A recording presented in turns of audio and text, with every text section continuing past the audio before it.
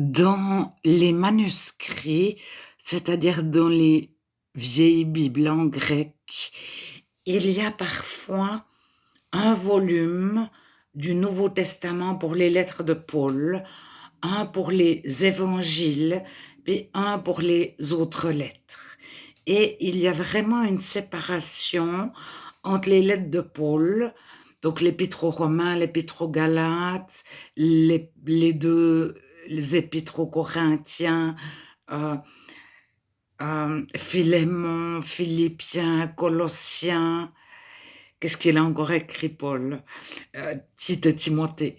Euh, et de l'autre côté, il y a les lettres de Pierre, de Jean, de Jacques, de Jude. Alors après, il y a encore les actes. Ils sont plutôt avec les évangiles. C'est Luc qui a écrit les actes. Enfin, avec un scribe, on pense avec Marc. Et puis sinon, l'Apocalypse, c'est encore autre chose. Mais disons de les lettres. Il y a clairement les lettres de Paul, et ça s'appelle paulinien, les écrits pauliniens. Et il y a les autres lettres qui s'appellent les lettres générales.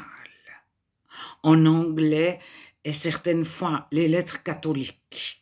Ça veut dire universel. Ça veut dire qu'ils ne sont pas destinés aux Romains ou aux Galates, mais à chacun. Mais lorsqu'on lit la Bible, les évangiles, à la fin de l'évangile de Jean en particulier, Jésus dit: vous serez dispersés chacun de votre côté. Étienne, lorsqu'il parle devant le Sanhédrin, il est tout seul, il n'y a aucun autre chrétien qui prend sa défense, qui parle comme lui, qui appuie ce qu'il dit, qui soutient ce qu'il dit. Il est tout seul. Philippe, lorsqu'il va de ville en ville évangéliser, il est tout seul. Apollos, lorsqu'il va de ville en ville évangéliser, il est tout seul. Barnabas aussi au départ. Tite, lorsqu'il part chercher des économes de Dieu honnêtes pour distribuer la nourriture, comme ça s'est fait à Jérusalem. En Acte 6, une fois qu'il y a des chrétiens dans les autres villes, ils installent des économes de Dieu pour servir aux tables dans les autres villes. Et des évêques, des pasteurs. Tite est tout seul. Alors, tout à coup, il y a Jacques, Pierre, Jean, un peu partout. Ou bien Pierre et Jean. Pourquoi? Alors, ces lettres ne sont souvent pas signées. Les lettres de Jean, c'est jamais écrit, Jean a écrit. Lorsqu'on voit en 1 Corinthiens au chapitre 3 que Paul dit: les gens de Chloé m'ont informé qu'il y avait des divisions, que certains se réclament d'Apollos, donc un peu les baptistes, certains se réclament de Paul, un peu les pentecôtistes, d'autres se réclament de Pierre, c'est pas, alors je ne sais pas Pierre ce que c'était. Et certainement qu'il y a eu des discussions, mais qu'il y a eu des écrits de la part de ces personnes qui s'envoyaient des lettres. Nous, on ne connaît pas le baptême du Saint-Esprit, on ne connaît que le baptême de Jean. C'est le début des actes.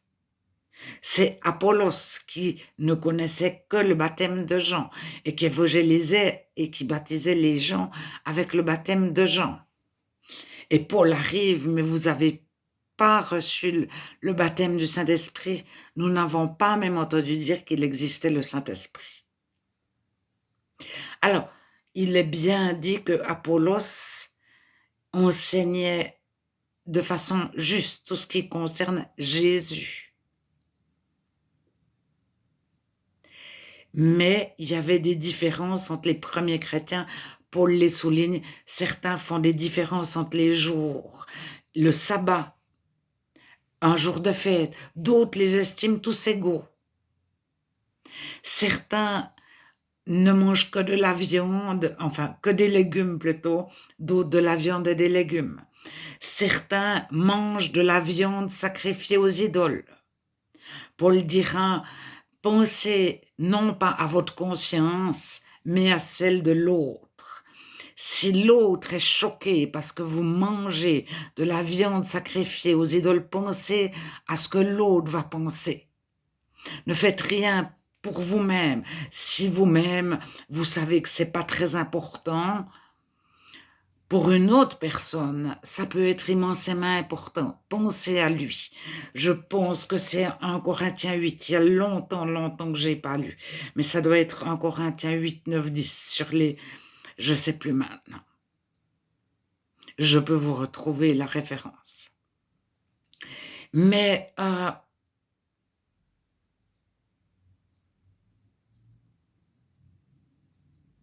un moment donné, je pense qu'il y a eu une volonté de mettre ceux qui étaient pour Jacques, ceux qui étaient pour Jean, ceux qui étaient pour Apollos, ceux qui étaient pour Pierre ensemble. Et qu'il y ait un seul courant chrétien. Alors, à l'époque où ça s'est fait par les empereurs, il y avait les Vaudois et les Cathares, qui étaient les baptistes et les pentecôtistes, je résume. Mais les Vaudois disent, nous étions là depuis le commencement, nous avons suivi Jérôme. Pour les livres de la Bible reconnus comme inspirés, ils se sont appuyés sur Jérôme, qui disait, il faut lire les deutérocanoniques comme des livres historiques, sans les pensées inspirées. Et les Vaudois s'appuyaient sur ceux qui n'ont pas souhaité faire une course aux cathédrales. Mais ils avaient beaucoup plus d'écrits que les cathares qui s'appuyaient beaucoup sur le Saint-Esprit. Alors, Paul dira, ne discutez pas des opinions, faites-vous tous à tous, soyez juifs avec les juifs, sous la loi avec ceux qui sont sous la loi, sans loi avec ceux qui sont sans loi, bien que n'étant pas sous la loi, enfin, n'étant pas sans loi, mais étant sous la loi de Christ. Vous connaissez ce passage. Je me suis fait tout à tous afin d'en sauver quand même quelques-uns. Ça, c'est Paul. Et moi, c'est pas moi qui pense. Je l'ai reçu. Que Pierre, Jacques et Jean, il y a eu une volonté de dire, ils sont un. Comme Paul dira, le mystère de Christ, c'est le mur de séparation entre juifs et païens qui est tombé. Il n'y a plus de mystère. Et Paul parlera beaucoup des païens devenus chrétiens et des juifs devenus chrétiens qui sont ensemble, il y a un seul corps, une seule foi, un seul baptême. Il n'y a pas le baptême des juifs devenus chrétiens différent du baptême des païens devenus chrétiens. Il n'y a pas la foi des juifs devenus chrétiens et la foi des païens devenus chrétiens. Il n'y a pas le Dieu des païens devenus chrétiens, le Dieu des juifs devenus chrétiens. Il y a un Dieu, une foi, un baptême, etc. Et alors, Paul était un rassembleur. Son but, c'est que les gens soient sauvés. Et il ne s'attarde pas à savoir s'il y en a un pour lui, un qui pense quelque chose sur des détails. Pour Paul, ce sont des détails. Paul est un généraliste. Et il semblerait que, puisque les personnes se réclamaient d'Apollos, de Pierre ou de Paul, ils voyaient trois choses différentes. Aujourd'hui, on dirait, je suis un pentecôtiste, je suis un salutiste, je suis un libriste, je suis de l'Action biblique, je suis un baptiste du Sud. C'est pas la même chose que les baptistes qui ne sont pas du Sud. Ça, c'est pour les États-Unis. En Angleterre, c'est plutôt les méthodistes, etc. Mais aux États-Unis aussi. Alors, à un moment donné, maintenant, les chrétiens se disent non dénominationnels.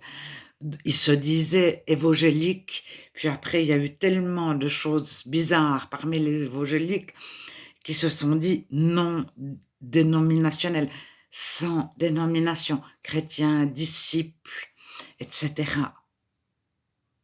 Et ils ont certains ont dénoncé les différences ou les erreurs. Et d'autres ont dit, mais si tu es chrétien, même si tu fais cette erreur-là, tu as un cœur sincère devant Dieu, tu es sûr que c'est juste. Je prends l'exemple de la fête de Pâques. Certains ne fêtent pas du tout Pâques. Ça n'existe pas, la Pâque chrétienne de la Bible. Il y a la fête perpétuelle, fêtez chaque année Pâques pour vous rappeler de la sortie d'Égypte. C'est Pécha. Mais vous ne trouvez pas la phrase « Fêtez chaque année la mort et la résurrection de Jésus, faites-en une fête perpétuelle ». Vous ne trouvez pas ça dans le Nouveau Testament. Alors, les chrétiens, des fois, ils fêtent la fête juive, des fois la fête soi-disant chrétienne, des fois pas de fête du tout. Et actuellement, ils disent c'est pas très important. L'important, c'est d'être rempli du Saint-Esprit. Tu fêtes pas Pâques, je t'aime. Tu fêtes pas comme ça, je t'aime. Tu fêtes pas qu'autrement, je t'aime aussi, etc. C'est pas vraiment important. Alors toi, tu donnes une énorme importance à la fête de Pâques. Je ne te dis pas que pour moi, ça n'a pas d'importance. Et on se fait tout à tous. Des fois même à 25 ans, je me faisais tout à tous plus que, parce que j'allais dire, c'est en prenant de l'âge. C'est pas en prenant de l'âge, c'est plus on est proche de Dieu. Alors, moi je crois que comme il y a le baptême de l'eunuque éthiopien que tout le monde connaît, il y a le verset en plus ou en moins, etc. Moi, j'ai l'impression qu'il y a, enfin, c'est pas j'ai l'impression, je l'ai reçu, que Pierre, Paul, Jacques, ils sont partout. Quand il arrive à un événement, c'était Pierre et Jean, c'était Jacques et Pierre et Jean, c'était Paul, Pierre et Jean, etc. C'est pour pouvoir dire qu'ils étaient unis, qu'il n'y avait pas plusieurs courants. Et je pense que s'il y a eu des lettres qui ont été écrites, voilà, contre, disons, pour souligner une chose spécifique, je pense qu'elles n'ont pas été incluses. Et la lettre aux Hébreux, elle est jamais mise à la même place dans les différents codex. Une fois, elle est avec les écrits de Paul, mais souvent, elle n'est pas avec les écrits de Paul. Et des fois, elle est discutée, elle ne fait pas partie de la liste de Muratori, je crois, la lettre aux Hébreux. Donc, la liste de Muratori, c'est la première liste des livres du Nouveau Testament qui nous est parvenue. Il y a eu d'autres listes, on ne les connaît pas. Et cette lettre aux Hébreux, soit elle a été écrite par Priscille, donc Prisca, la femme d'Achilas, Priscille ou Prisca, ça dépend, elle est appelée les deux noms. Et une femme qui a écrit l'épître aux Hébreux, même si c'était avec Paul, comme pour l'Épître aux Romains, c'est pas Paul qui a écrit, c'est quelqu'un d'autre. Même si Prisca était la scribe de Paul. Alors après, Apollos est très peu mis en avant dans la Bible. Est-ce qu'on a souhaité supprimer son nom parce que on a voulu supprimer le courant baptiste, le baptême de Jean, parce que c'était trop juif à quelque part, trop différent des autres courants. Et on a voulu taire Apollos, parce que si vous reprenez dans les Actes, Apollos est très important dans les Colossiens pour que beaucoup se réclament soit de Paul, soit d'Apollos, soit de Pierre, c'est qu'Apollos est connu et important. Mais ça ne se voit pas du tout. Mais alors, il faut écouter ce que les personnes disent d'elles-mêmes. Nous sommes, peu importe, c'est Dieu qui est important. Et entre eux, entre Jacques, Pierre, Jean, etc., je suis pas sûre qu'ils voyaient les différences que d'autres voyaient, ou ils voyaient des petites choses, des petites différences, et peut-être que certains chrétiens ont accentué ces différences, et peut-être même certains non-chrétiens, pour pouvoir diviser les chrétiens. Qui divise les chrétiens? Le diviseur des frères, des chrétiens, des frères et sœurs, qui n'est pas le diviseur des païens. Des fois, les païens sont beaucoup plus unis que les chrétiens. En apparence, parce que vous prenez un baptiste et un pentecôtiste de l'histoire, s'ils font connaissance, s'ils mangent ensemble, ils vont s'aimer profondément et réaliser qu'ils ont le même Dieu.